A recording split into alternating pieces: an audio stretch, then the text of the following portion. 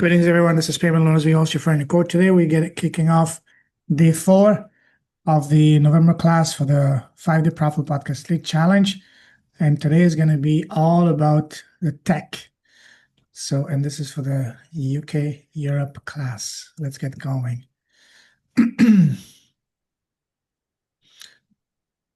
Okay. All right, cool.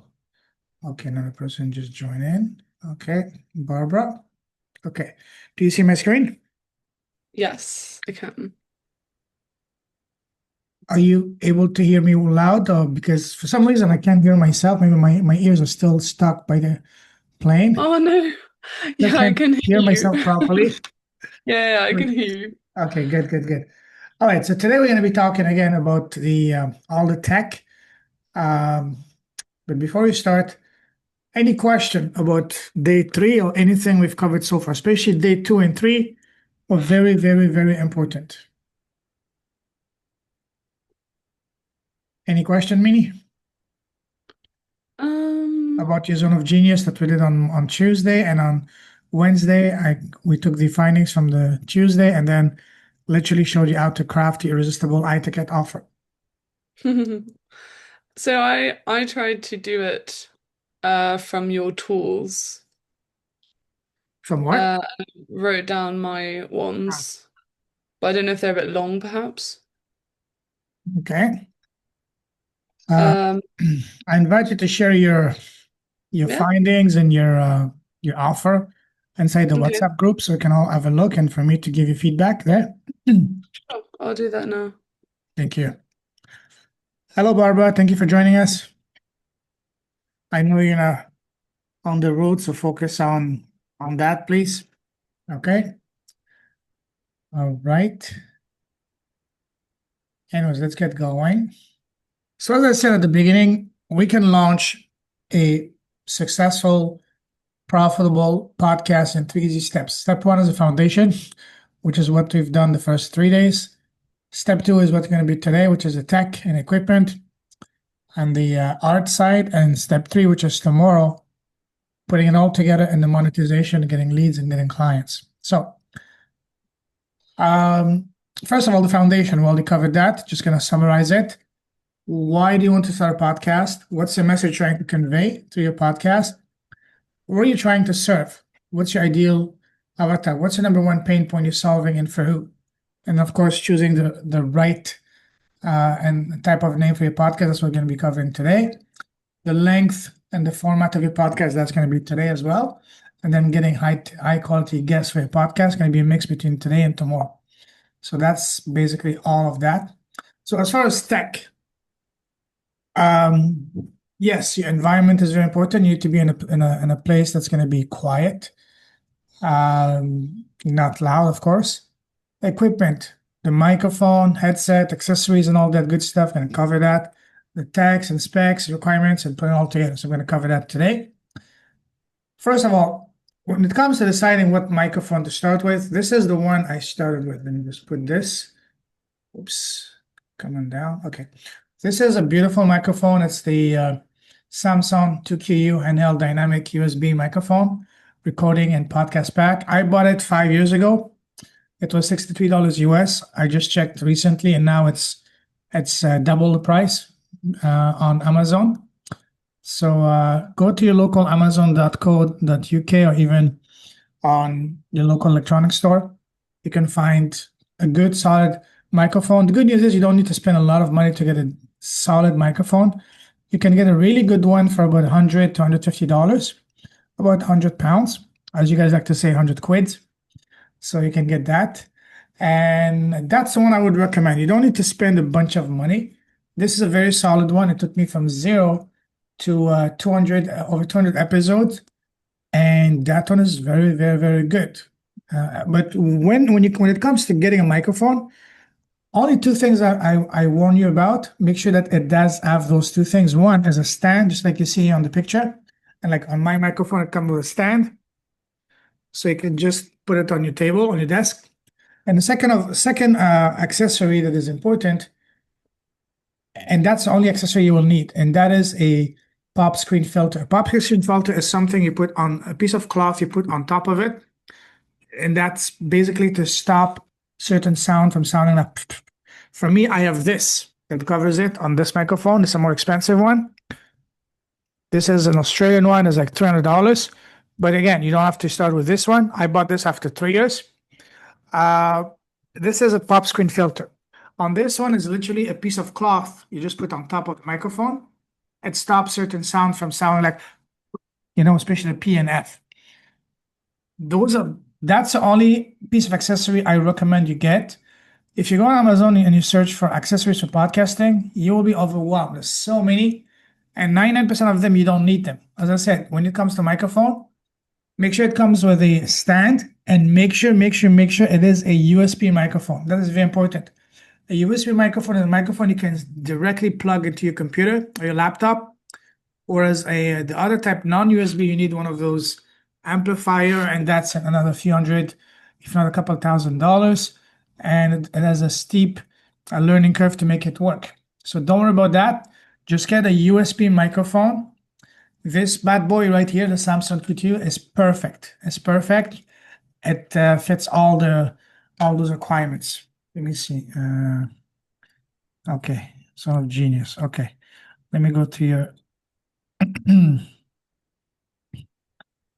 Okay, I'll go over that in a moment. I guide young women in understanding their emotional patterns and showing the armor they built to survive using empathy, lived experience, storytelling, and research, and showing them the structural forces that shape their pain. Godfather statement. I guide young women to dismantle their protective identities, the good girl, the caretaker, the prodigy, and into a self that is grounded, honest, and emotionally free, using a process that blends narrative, work, trauma, insight, and political analysis. It's a good start, but I will tell you, there's way too much. Yeah, I thought it was a bit long. You're trying to do so. Your statement, for it to be really, really, really, really clear, really powerful, you need to focus on one thing. So, of all of the things you mentioned, and that's going to be part of the knowing your understanding your audience. What is the number one pain point, and what is the number one desired outcome? And that's something that's way over the beyond the scope of this 5-day challenge. I go way deeper into that inside the academy. But what I can tell you is focus on one, the one that is the biggest domino in all of those. Hmm. So Okay. once they take care of that, all the other dominoes will automatically fall into place. Okay. Okay. So Yeah. anyway, back to our here the tech side. So Could I again, ask a question quickly about the tech? about the what? Sorry. Yeah, go ahead. Um, I'm just curious because obviously with your interviewees, they don't use a microphone and people can hear them just as well. So why is there a need for a microphone? Because for you as the host, when it comes to a podcast, especially if you want to do it professionally and for business, people will not mind if you don't have the best video quality. However, they will absolutely not tolerate if your sound is awful. That's the one thing that is non-negotiable. Especially you as a host, you want to make sure that you have a good, solid sound quality. What I do with my guests, I make sure I ask them in advance. Do you have a microphone? Do you have so we can have a quality sound, sound output? So I ask them, and if I see that the sound quality on the other end is not good, I will tell them, listen, get a microphone. I send them some suggestions because again, you want to make sure you want to provide the best sound quality experience for your audience. And again, your audience will not mind if your video is not the best, but they will absolutely not tolerate if your sound is awful. And if Okay. your sound is awful, that's the fastest way to lose someone. And the good news is you can get a very solid, good starting microphone for about $100 to $150, Okay. about £100. So yeah, so get the best microphone you can afford. And the good news is you don't have to spend a lot of money. Initially, this one that I shared with you, that one is a very solid one. It took me from 0 to 200 episodes, 2 years. The first 2 years, after 2 years, that's when I started to show its Mm. limitation, and I invested in a more powerful microphone. But for now, get the best microphone you can. Especially you as the host, you need to have the best sound you can. Okay, thanks. And welcome. And when you get a microphone, again, two things to be very that are very important. One, make sure it's a USB microphone, so it plugs Hmm. directly into your computer. And number two, make sure it comes with a stand, Hmm. so you can Okay. just put it on your desk and set and forget it. Like this one, I disassemble it and I just put it in my backpack. I travel a lot. It's uh, very friendly when it comes to traveling. So if you travel, something like this is perfect. I use that in my backpack for 2 years. It doesn't take a lot of space. It's very light. This one is a bit more bulky, more solid, but this one is pretty light. For example, it's gonna fit very easily inside your backpack, and the legs can literally put them like this, so it doesn't take much space. Mm. So yeah, these two things are only two things to be careful for. Other than that, this is a very solid starting microphone. Let's see. Now, when it comes to recording, of course, before that, make sure that you test, because it's not a matter of if, it's a matter of when. You will forget some steps. In the last challenge, back in October, one of the days I had forgotten to connect my microphone to my laptop, or even before a podcast episode. So again, it's gonna happen. It still happens from time to time to me. It's gonna happen to you definitely. So make sure that before you record anything, before you do any episode or any lives, make sure that you test that everything is properly connected, hooked, everything is working properly. Because again, it's not a matter of if, it's a matter of when. It's gonna happen to you. And one thing that I always do, I did in the beginning when I was doing a podcast episode, I was always asking the other person, the interviewee, to record on their end as a backup. And that saved me a few times. For example, you can get distracted, something happens, you pause, and then when you resume the conversation, you forget to resume the recording. That's gonna happen. It's not a matter of if, it's a matter of when. So what I did for that, just ask the other person to record as well as a backup. So these are some of the most important tips. Other than that, again, make sure everything is properly hooked, works, test all the time. Make sure you're in a quiet environment. Because again, if it's loud outside or people around you making a lot of noise, it's going to definitely affect the quality of the audio. So these are things to uh, to watch for. As far as having a list of questions, I do have a few questions, but mostly what I do is I like to keep it organic. It's not an interrogation, it's a conversation. I usually start with one question. So tell me, Minnie, who's Minnie? Or what's your story? And then just let them talk and then take it like a normal organic conversation. Mm. And you've been on my podcast, if I'm not mistaken, if I still remember correctly, not long ago. It was very free flowing. It was an integration. So I recommend to keep it. Sure, have a structure. For me, my structure is first of all, who is a person as a human being, as a man, as a woman, their background, their path, their business, and then their impact. And then some rapid fire question to start and to end the conversation. Don't make it like an interrogation, like a list of questions that you have to go through. No, make it like Mm. a free flowing conversation. And always, as I like to say, don't speak from a script. Don't even speak from me, but speak from the heart. When you speak from the heart, that's when the magic happens. Any questions so far? Barbara, if you have any question, raise your hand or even simply type them in the chat, okay? All right, now when it comes to editing and uploading, now my ears are unstuck. I can hear myself now. Okay, perfect. So when it comes to editing is basically when you take the raw file after each conversation and you start cleaning it up to make it more professional. Some people do it, some people don't. For me, I'm a big fan of Zoom because Zoom automatically extracts the audio file from the video file for you. So that's one less step for you to worry about. When it comes to what system to use on your computer, depending on what operating system you're using, if you have a Mac, you can use either GarageBand or Audacity. Both of them are free. If you have Windows, I believe it's called, you can still use Audacity. And there may be another software installed on Windows, but I haven't used Windows for ages, so I'm not sure which is the latest pre-installed system that Windows computer come with. So what type of computer do you use, Mini? Is it Mac or is it Windows? I use a Mac. Perfect. Okay. So Mac, again, for audio, you can use Audacity or GarageBand. And to be honest, I don't use neither of them. I simply use Zoom because Zoom does everything for you. Have you done any recording yourself using Zoom, Mini? I've done a bit for transcripts, but never Okay. for audio for anyone to hear it, Okay. other than me. Okay. So when you do a recording on Zoom at the end of the call, Zoom automatically extracts the audio file from the video file for you, and also it cleanly saves it onto your computer. So at the end of each call, Zoom asks you, where do you want the file to be saved? On the cloud, on the computer? I prefer on my computer because I've had instances of not being able to find and lose the version on the cloud.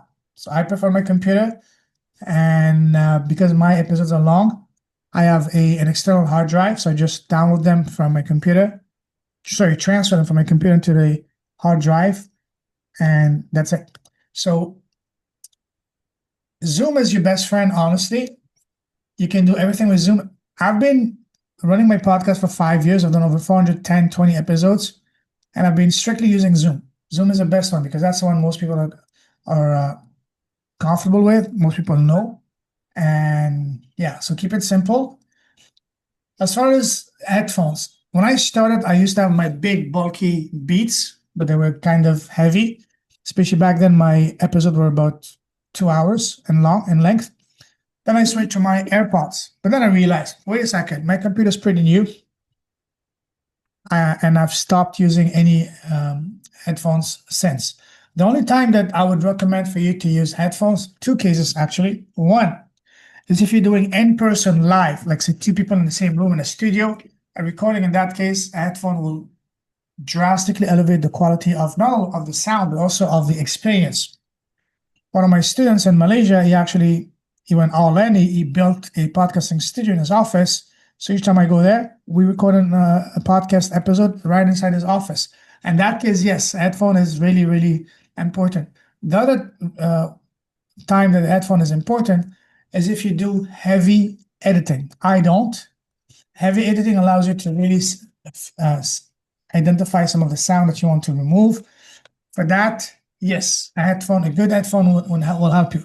But me, I don't do any editing. The only time I do editing is when my guest asks me to remove something. In that case, yes, I will respect the decision. But other than that, I don't do any editing because I want to keep the conversation as organic as possible. And also because, let's be honest, I just don't want to create extra work for myself. Mm. So, and in conclusion, I would say you don't even need an headphone to start with. As long as your computer is recent, you're good to go with your computer comes already pre-installed with the latest soundtrack and all that, the headphones already. Now, you can do a few other things to make your episodes more polished, more professional, such as adding show notes, episode summaries, timestamps, transcripts, and the contact info for the guest for each episode. Are you familiar with those? Yeah, let me quickly show you on my channel. It's actually very simple. Okay. Opa. Okay, let's go here. Do you see my screen? Mhm. This is my dashboard YouTube channel as of right now. Okay. Now let me go to the latest episode that I released just a couple of days ago. So on your YouTube dashboard, you have a box here for your title. You can have up to 100 characters.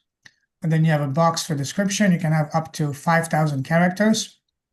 So what I mean here, I do a quick intro, introducing the episode, the person, and then what I ask all my guests to send me a short bio up to 500 words, and I simply copy and paste it here in the description. And at the bottom, I put the contact, best way to connect with Anna, for example, and then timestamps. Timestamps are very, very important. Timestamps are basically the table of content. For example, on this video, let's have a look together.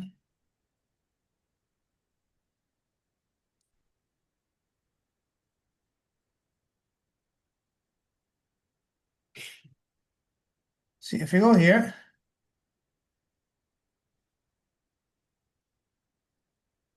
see here? So the video itself is an hour and 8 minutes, okay? Maybe I don't have time to watch an hour, 8 minutes. What I can do, I can go here. Oh, minute 59, what makes you happy? The first thing I like to do, and then if okay, I want to see what was your first job? 1252.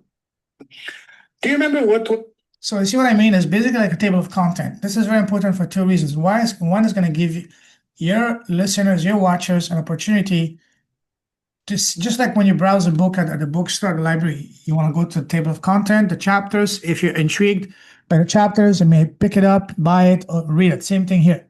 You'll have a look to see if what's going to be inside the episode is something that's going to be worth your time. Mm. And timestamps, they rank very well for SEO.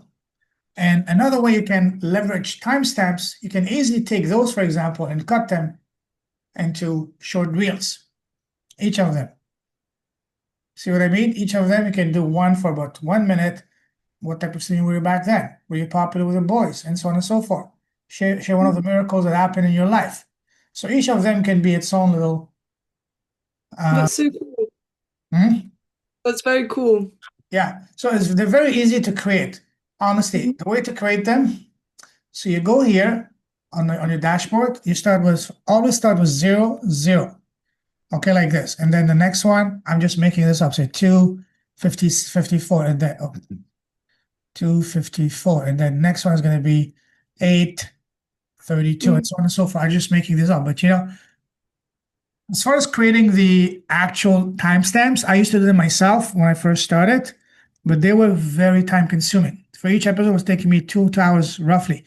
Now I have a staff that does it for me. I just send them the list of the videos, and he creates all of those for me. Mhm. So timestamps are very important, very easy to create. You can do them yourself, but they can be very, very, very time consuming. All good? Well, good. That's really helpful, actually. I need to learn how to do that. It's very Thank easy. you. And always remember, YouTube is your best friend. YouTube is the biggest university in the world and it's free. Okay, let me go back. I'm unfortunately going to have to head payment, but thank Sure, you no so worries. much. No worries. I will I'll make sure to catch share up the before recording tomorrow. later. So watch the recording. And I see you tomorrow. Yeah, Tomorrow is the most important day for the yeah. big one. All right. Have a good one. Take care. Awesome. Bye. Take care. All right. Let's keep going. Let me share my screen.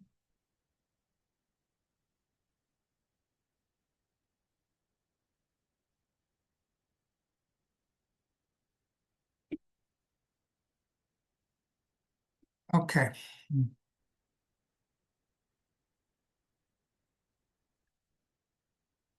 Okay. All right. Let's get back to it now.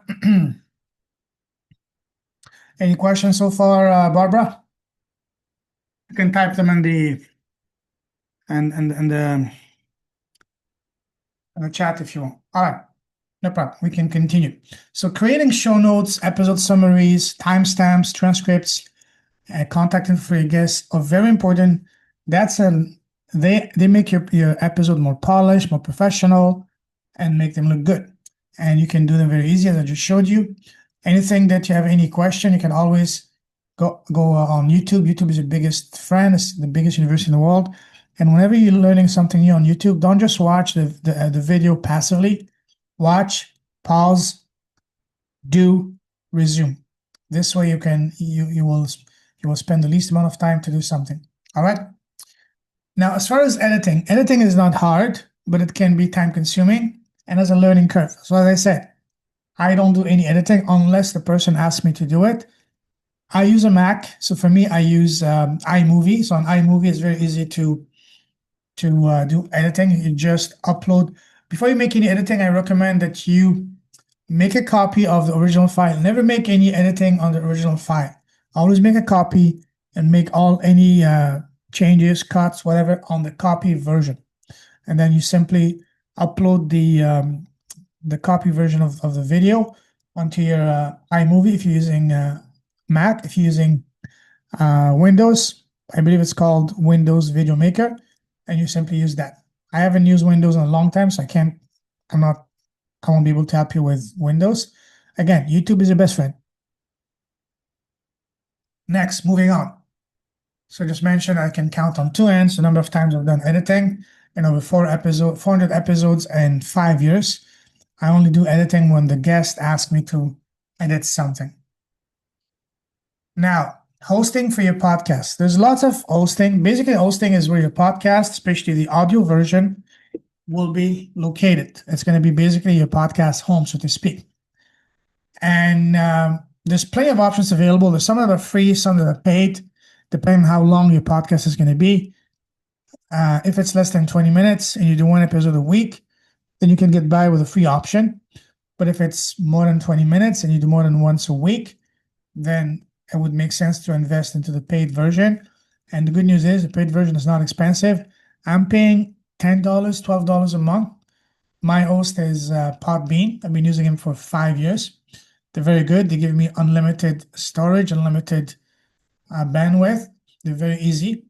And yeah, so take a look yourself if you want to use any others. Just go on Google, do a search for podcast hosting, and select the one that makes the most sense for you. But the one I can recommend you is Podbean. And if you want a link, I can send you a link so you can sign up under my link. Okay. Now, once you have a hosting, and once you've done a few podcast audio episode, then you upload them from your computer to your hosting, and from your hosting, you can submit them to all the podcast directories such as iTunes, Spotify, Google, iHeartRadio, Stitcher, TuneIn, Amazon, and so on and so forth. Initially, you need to apply to each of them once. Once you've applied and you're accepted, you can upload to all of these directly from your hosting's dashboard. So very easy. Now, the next step is launching your podcast the right way so you can get leads on demand and clients organically, even if you're starting with no audience and without ad spend or spamming. So here's some tips before launching your podcast. I recommend that before you go live, before you officially publish your podcast and launch your podcast, I recommend that you record at least 10 episodes. Here's why. When someone is looking to find new podcasts to listen, they want to binge listen and binge watch. And if they see that you have less than 10 episodes on your podcast, it's going to send them the wrong message. Oh, this person is not committed. They're not serious. And nobody wants to save their time and waste their time listening to a podcast that is not being taken seriously by the actual podcaster.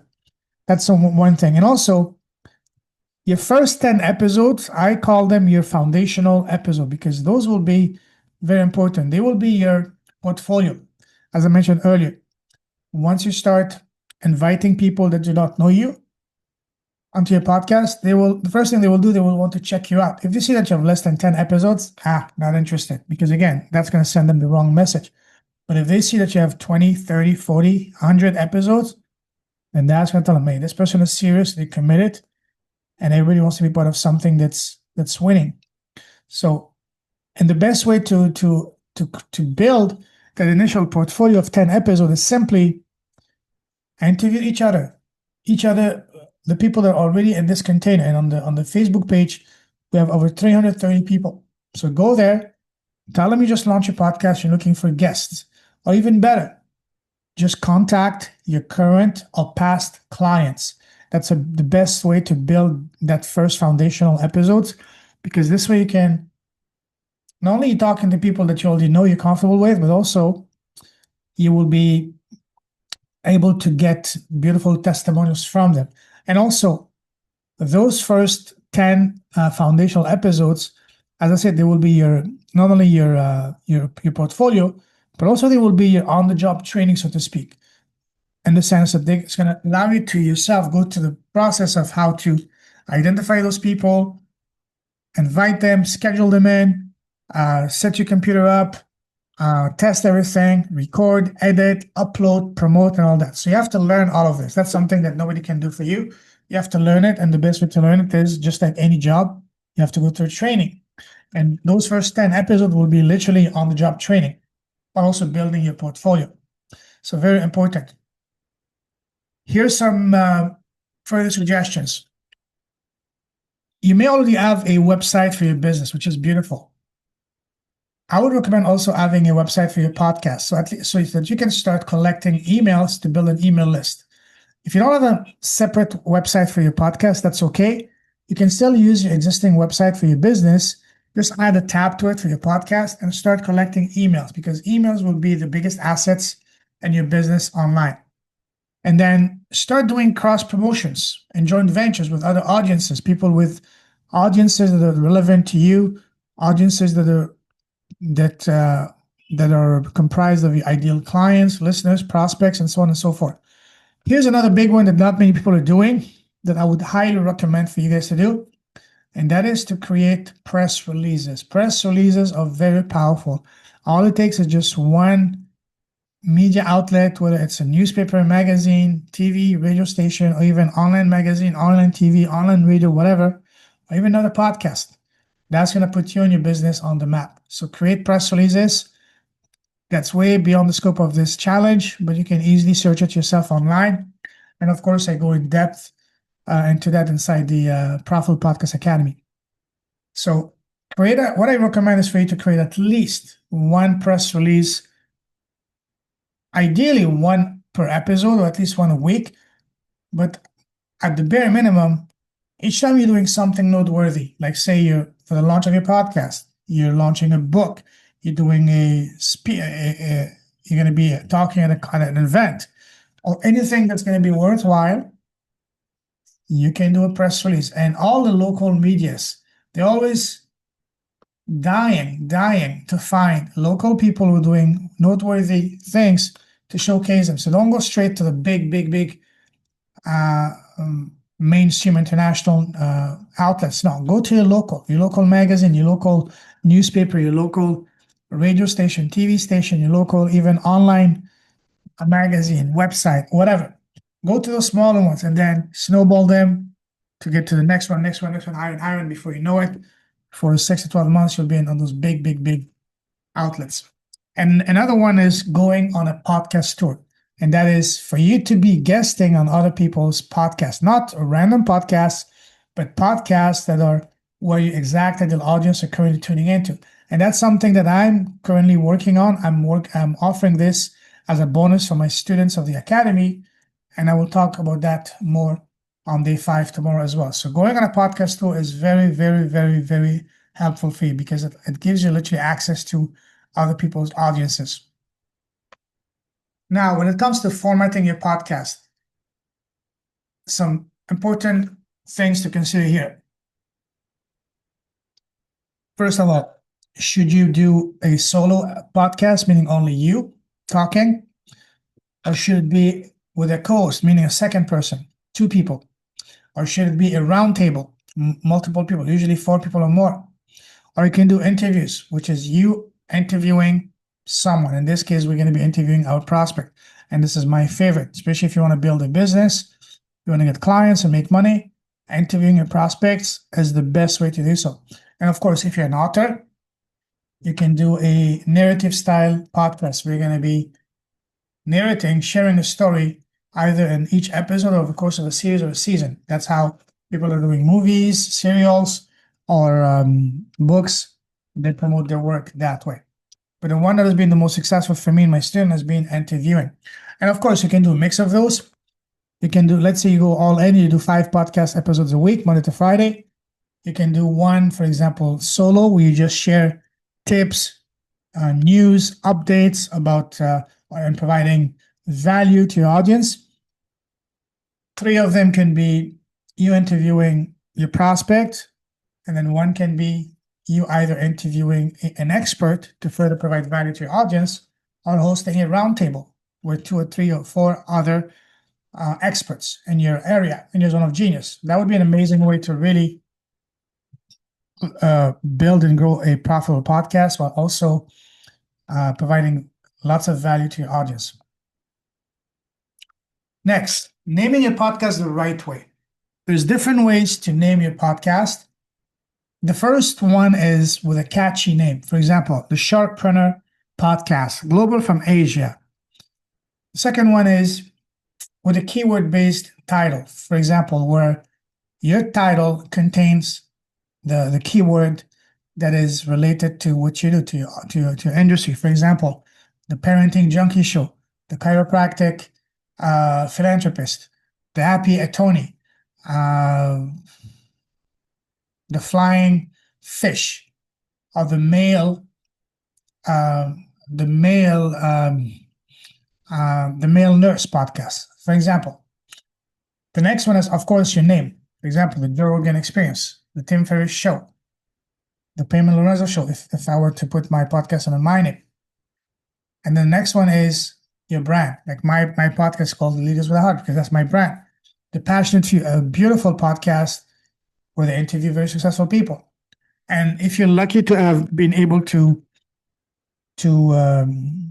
get and to secure a one-word domain name, like for example, capitalism.com, that's a and Capitalism is a beautiful podcast, very powerful podcast on e-commerce, on chain, and so on and so forth. So if you have, or even your name, if you've been able and blessed to secure your name or one keyword names, domain names, then use that as your podcast name. So these are some of the ways to name your podcast. So I'd love to hear on the chats what type of name, what type of naming is going to be the one that makes the most sense for you and your podcast. Would love to hear your thoughts on that. Please share them on the WhatsApp group. This is the cover for my podcast I cut a few years ago. It's long due for a facelift. So I'm going to create a new one, hopefully. And everything is done with Canva. Canva is your best friend. Seriously, Canva, Canva, Canva. YouTube is your best friend. You can create all your cover art, all your social media assets, your banners, your thumbnails, your cover art, all of them, you can create them on Canva. So again, Canva is very easy to use. YouTube is your best friend. Spend some time on YouTube and you'll learn it in no time. Now let's talking about creating your profitable YouTube channel. So if you don't have a YouTube channel yet, create one. But before you create a YouTube channel, you need to I recommend that you create a brand spanking new Gmail account that's going to be only and only for your YouTube channel. So create a Gmail account for your YouTube channel, and then with that Gmail account, go on YouTube and simply start a YouTube channel. Follow the direction, the steps, enter information, very straightforward, and then create a YouTube channel. Once it's done, you simply upload your videos, your interviews from your computer directly into your dashboard, which is again very easy to do. And again, YouTube is your best friend. When it comes to learning from YouTube and through YouTube, don't just watch passively, because if you were to watch a 10-minute video on YouTube passively, you're gonna waste an hour because you will miss or you will forget steps. Instead, watch, pause, do, resume. This way, a 10-minute video is gonna take you 15 minutes and you'll be done. All right, so now that's pretty much it for today. I invite you guys to book a quick 30-minute call with me for next week to brainstorm and to see how we can implement all of these, having a profitable podcast YouTube channel for you and your business. It's a complimentary call for me to help you to further serve you guys. So please book that call. I'll share my Calendly in the WhatsApp group, and I'll send it to you directly, Barbara, on WhatsApp. Please book a call with me for next week. Would love to get to know you, all of you guys, more, and to see how we can implement what I've been teaching you this week into your business. Here's my Calendly link. I'll share it later in the WhatsApp group. So congratulations, we've done day 4. One more day to go, day 5 tomorrow. That's going to be the grand finale, and we're going to talk about how to put it all together and actually leverage your podcast to make money and get clients. So here's a sneak peek into tomorrow's content. Going to be sharing with you how to get clients and making money with your podcast YouTube channel in as little as 30 to 60 days. And to start off, we're going to be looking at where does your ideal listener, prospect, and client hang out the most online? I'm going to be showing you how to map out your first 10, 20, 100 episodes and beyond, and putting it all together to get leads on demand and your first paying client in as little as 30 to 60 days to your own podcast by simply implementing what we've been covering so far. So that's it. Well done. Congratulations. Any questions? I'm here. Post them in the WhatsApp group or send me directly. And I see you guys tomorrow. Take care. Bye-bye.